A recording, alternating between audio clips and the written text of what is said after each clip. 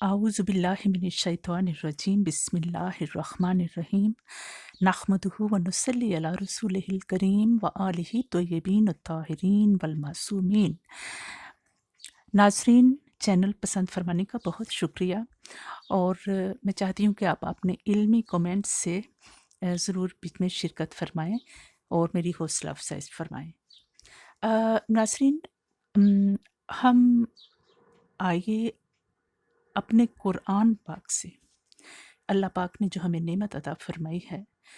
इससे इल्म हासिल करें। पढ़ना और बात है, इल्म हासिल करना और उससे अपनी आँखों को खोलना और बात है, और अपने दिल को मुनव्वर करना और बात है, और अपने दिमाग को समझाना और समझना बहुत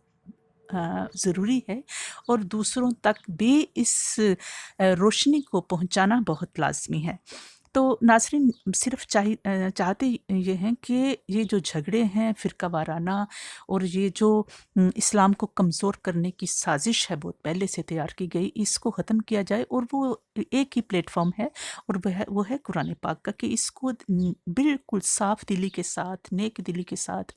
अल्लाह का कलाम समझ के, अल्लाह के रसूल सल्लल्लाहु अलैहि वसल्लम की नात के कुरान की जो है वो ज़ुबान, और इनके जो मालिक हैं उनकी जो ख़ुसूसियात हैं और उनके तजल्लियात हैं, उनको समझ के जो है वो हम इसको इल्म को हासिल करें। नाज़रीन, आज के जो टॉपिक में लफ्ज़ शिया पे गुफ्तगू इंशाअल्लाह ताला करेंगे। इसके ऊपर बहुत कुछ है, और कुरान पाक में ही तकरीबन नाज़रीन 6 जगह रब्बुल इज़्ज़त ने कलाम फरमाया है शिया के ऊपर। चंद ज़मीर फ़रोश और दुनियादार चंद मिंबरों की ज़ीनत बन गए और कुरान की आयत को मीनिंग को बदल दिया और हकदारों का हक छीन लिया, तो शैतान को खुश करने में लग गए और दुनियादारी हासिल करने में लग गए। लेकिन हक गो ऐसा नहीं होने देंगे और हकीकत को सामने लाते ही रहेंगे, चाहे कितनी ही मुश्किलात का सामना पेश हो। तो नाज़रीन, आज हम इन्हीं लोगों के मुंह बंद करने के वास्ते, जो बोलते हैं कि रसूल सल्लल्लाहु अलैहि वसल्लम के ज़माने में शिया न थे और बाद की पैदावार है, और शिया के ऊपर बहुतान तरासियाँ और ये सारा एक प्रोपेगंडा है। और इसको मैं आपके सामने, आप खुद देखें, आप सिर्फ़ और सिर्फ़ मोमिन हों, और इसमें आगाज़ हुआ इस चीज़ का बड़ी सोची समझी साजिश के तहत। ये फ़िरका वाराना और शिया को बुरा भला कहने के लिए। नाज़रीन, मोहब्बत कुरान और इसके मालिकों से, यानी कि अहले बैत से दूर रखने की साजिश की गई, जो चली आ रही है। लोग मेहनत नहीं करते हैं, अपनी पसंद की शख्सियत को सुनकर अपना ही दीन बना लेते हैं। तारीख गवाह है कि अहले बैत के साथ मौला कायनात मौला अली मुश्किल कुशा शेर खुदा के बुग़्ज़ में, दुश्मनी में बहुत मज़ालिम ढाए गए, और फिर सिर्फ उनका हक बयान करने वाले और अहले सुन्नत की किताबों से भी हकीकत खोल के बयान करने वाले शियत के ऊपर बुहतान और इल्ज़ाम तराशियाँ करके इस्लाम को नुकसान पहुँचाया। लेकिन खुदा की शान यही है कि वो हर हाल में अपनी वहदानियत, अपनी नबूवत, अपनी विलायत और अपनी इमामत को गालिब ज़रूर फरमाता है और फरमा के रहेगा। और अपने बंदों से भी फरमाता है कि मैं तुम्हें आजमाऊंगा। नाजरीन, آج ہم کل آیات 6 جگہ ذکر ہے، لیکن 3 جگہ آج ہم ذکر کریں گے، میں آپ کے سامنے رکھوں گی۔ آپ خود غور فرمائیے کہ اس میں ہمیں بار-بار غور کرنا ہے، بار-بار سے ہمیں صرف اپنے اعمال کو، اپنی چیز کو درست فرمانا ہے، اور وہ جو اعمال نامہ ہمیں قیامت کے دن انشاءاللہ العزیز دائیں ہاتھ میں دیا جائے گا، پروردگار فرماتا ہے نیکوں کو، تو اس کے لیے ہمیں آج تگ و دو کرنی ہے، ہمیں دیکھنا ہے کہ ہم غلط کے راستے کے اوپر تو نہیں چل رہے، ہم غلط لوگوں کے پیچھے تو نہیں چل رہے، اور ان سب کے جواب اس قرآن کے مالک و خالق کو ہم نے دینے ہیں۔ ناظرین، ضرور سوچیں، ہم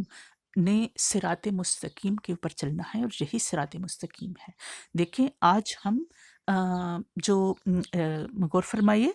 کہ شیعہ کا لفظ جو ہے، شیعہ کے متعلق جو ہے وہ قرآن پاک کی حضرت ابراہیم علیہ السلام کے حوالے سے یہ آیت ہے، اور یہ پارہ ہے ناظرین، پارہ نمبر 23، اور الصفات سورت ہے، اور اس میں آیت نمبر 83 ہے۔ اس میں حضرت پیچھے سے حضرت نوح علیہ السلام کا ذکر چلتا آ رہا ہے، اور حضرت نوح علیہ السلام کے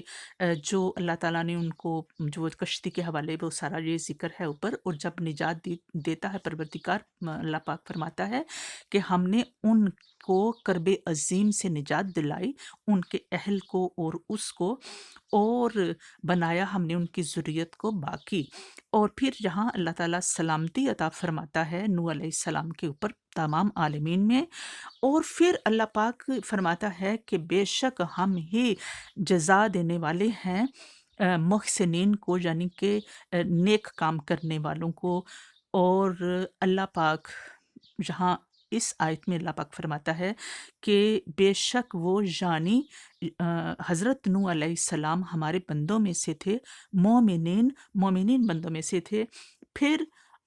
ہم نے غرق کر دیا، یہ بھی اللہ تعالیٰ مینشن فرماتا ہے کہ ہم نے غرق کر دیا دوسروں یعنی کہ جو نافرمان تھے، جو آپ کے نافرمان تھے، اور ان میں نافرمانوں کے اندر، قوم کے نافرمانوں کے اندر آپ کا بیٹا بھی نافرمانی کی تو وہ بھی شامل تھا۔ تو یہ یہاں بہت ضروری چیز ہے کہ اگر بیٹا بھی ہو نبی کا لیکن نافرمان ہے، تو جو ہے اس کو بھی اللہ تعالیٰ نے غرق فرما دیا۔ تو یہاں جو آگے اس آیت میں جو لفظ شیعہ کا آیا ہے، مینشن کیا اللہ پاک نے، وہاں فرماتے ہیں کہ یہ سارا فرمائے تو فرماتے وَإِنَّا مِن شِيَعَتِهِ لَإِبْرَاهِيمَ، اور بے شک اس کے، یعنی کہ ہی کا جو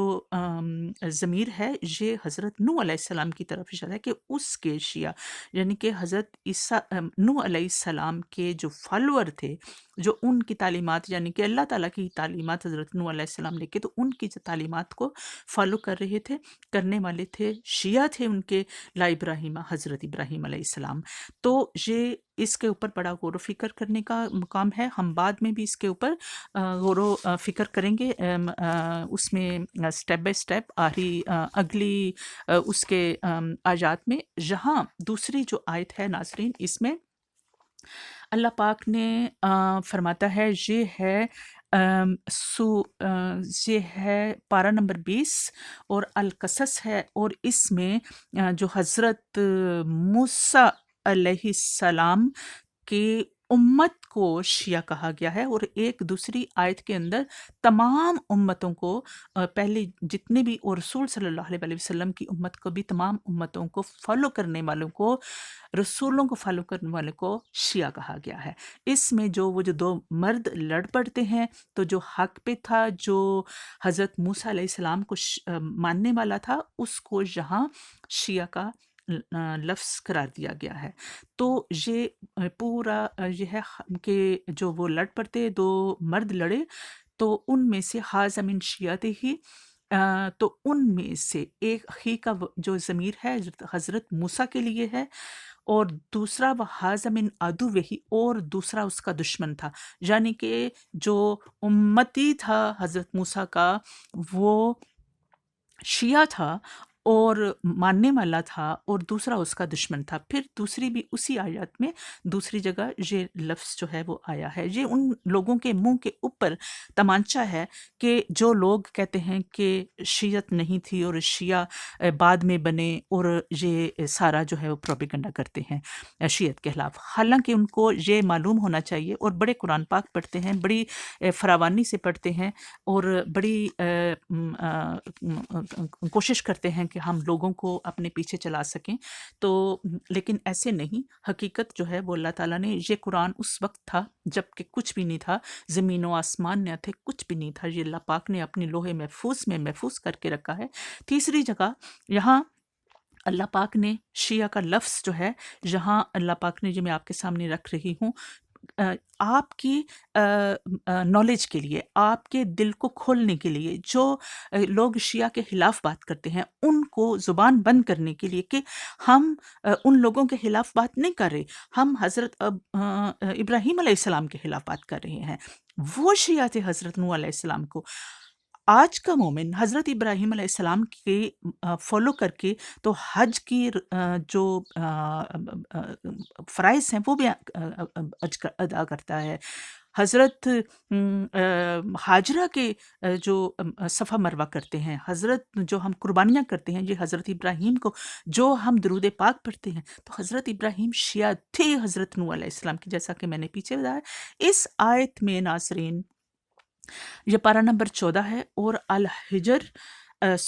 سورت ہے، اور اس میں اللہ تعالیٰ نے 10 نمبر آیت میں یہ لفظ شیعہ آیا ہے۔ اس میں اللہ تعالیٰ فرماتا ہے کہ بے شک ہم نے نازل فرمایا اس کو، یعنی کہ قرآن کو، پوری آیت میں جہاں بیان کرنا چاہیں، یہ تھوڑا سا پیچھے پس منظر میں آپ کو بتانا چاہتی ہوں، کہ فرمایا کہ ہم نے بے شک نازل فرمایا اس کو، قرآن کو، ذکر کو، اور بے شک ہم ہی اس کی حفاظت فرمانے والے ہیں، اور تحقیق بھیجے ہم نے رسول من قبل کا،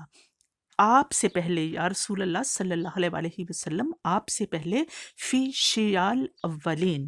آپ سے پہلی امتوں کے درمیان ہم نے پیغمبر بھیجے۔ اور پھر اس کے بعد جو، یعنی کہ جو اصل معاملہ ہے میں نے آپ کے سامنے رکھا ہے، تو میں صرف یہ کہنا چاہوں گی کہ باقی تو جو آیتیں ہیں اس کے اندر ایک آیا ہے سورت روم میں 32 آیت ہے، اور پارہ نمبر 21 ہے، اور ایک ہے پارہ نمبر 7 الانعام سورت 65 آیت ہے۔ تو میں صرف یہ چاہتی ہوں کہ ہم لوگ یہ جو کافر اور یہ جو دوسرے لوگوں کے، جاہل لوگوں کے پیچھے لگ کے، جاہل لوگوں کو خوش کرنے کے لیے، شیطان کو خوش کرنے کے لیے ہم حقیقت سے دور ہو گئے،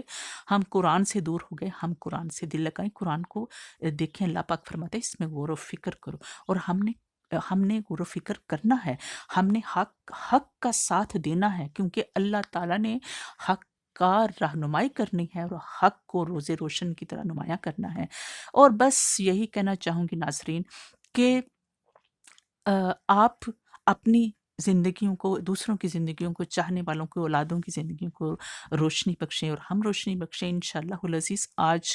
کے ساتھ یہی میں اجازت چاہتی ہوں۔ ان آیات کے اوپر جو آپ کے سامنے میں نے رکھی، اس کے اوپر اب آپ آرام سے غور و فکر فرما لیجئے گا۔ میں پروردگار سے دعا کرتی ہوں، پروردگار عالم زندگی دی ہے تو جینے کا ہنر بھی دے دے۔ اللہم صلی علی محمد وآل محمد وعجل فرجہم۔